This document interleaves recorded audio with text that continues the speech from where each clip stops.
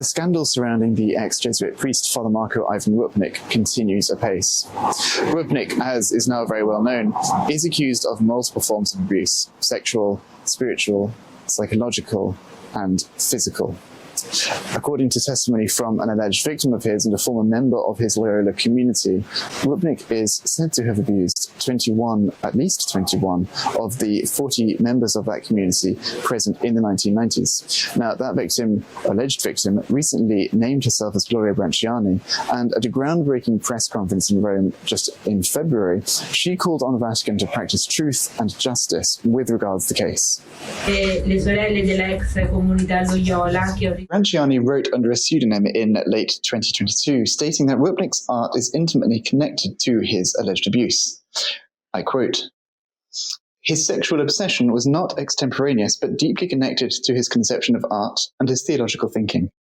Father Marko at first slowly and gently infiltrated my psychological and spiritual world by appealing to my uncertainties and frailties, while using my relationship with God to push me to have sexual experiences with him." One aspect which has made this case so notable is that it has been marked throughout by apparent ecclesial inaction and alleged cover-up, with allegations that that cover-up goes to the very highest level.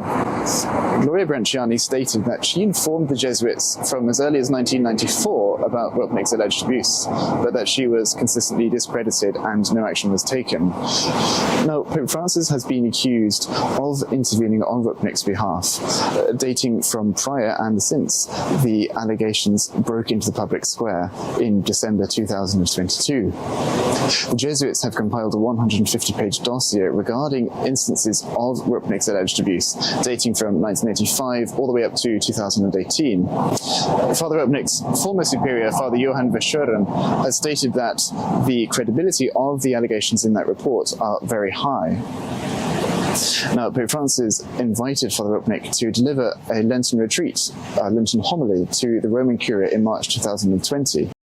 This came just weeks after the CDF judges here at the Vatican unanimously ruled that Rupnik had indeed incurred automatic excommunication for absolving a sexual accomplice of his in confession. Pope Francis has been accused of intervening within hours, according to some reports, of lifting that excommunication. Some reports have also stated that it was due to Pope Francis that the Rupnik case had not been investigated earlier.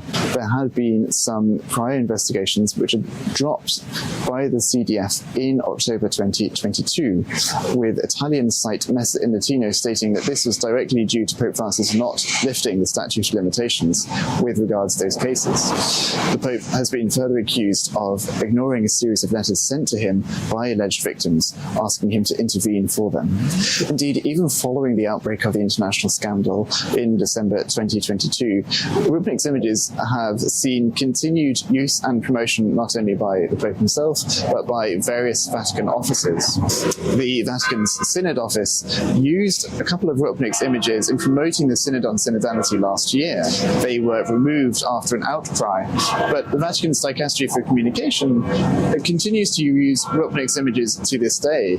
They can be found in the Vatican's online portals accompanying the various liturgical reflections for the feasts.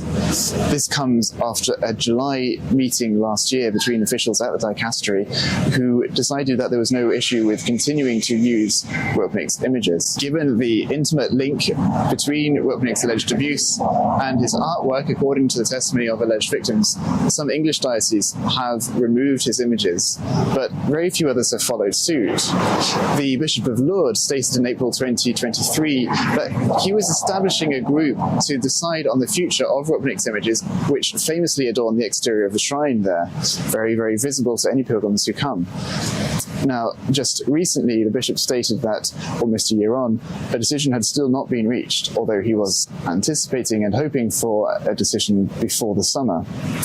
Similarly, the Knights of Columbus have stated already in June last year that they were considering the future of Rupnik Rupnik's images at their chapels. In a statement issued to the press and issued to LifeSite News just in recent days, they stated that some 9 months on, they are still carefully considering the use of Rupnik's images at their chapels, particularly with regard to the DC shrine of St. John Paul II. Pope Francis has denied intervening on Rupnik's behalf in the single instance in which he was asked about it by a journalist. Now, in what was labelled as a desperate attempt to save face after it was revealed that Rupnik had been incarcerated into a Slovenian diocese without any restrictions on his activities there, in October last year, Pope Francis announced that he had tasked the CDF to review the case into Rupnik. Now, in the meanwhile, Rupnik still enjoys a relatively full and active life here in Rome. No longer part of the Jesuit order, he's not subject to the restrictions that were placed on him whilst a member of the Jesuits. He still lives here in his Aleti Centre, the art centre from which his art has spread throughout the world. And recently I called upon the Aleti Centre hoping to have a meeting with him. Whilst I was unable to actually encounter Rupnik himself, a member of the community did inform me that Rupnik was indeed still based there, although on the day that I called he was apparently not present in town. With the CDF now tasked in reviewing the Rupnik case, it remains to be seen what demonstrable action, if any, will be taken against the priest whose influence in the Vatican and around the Church seems so large and seems as yet to be unabated. From Rome, for LifeSite News, I'm Michael Haynes.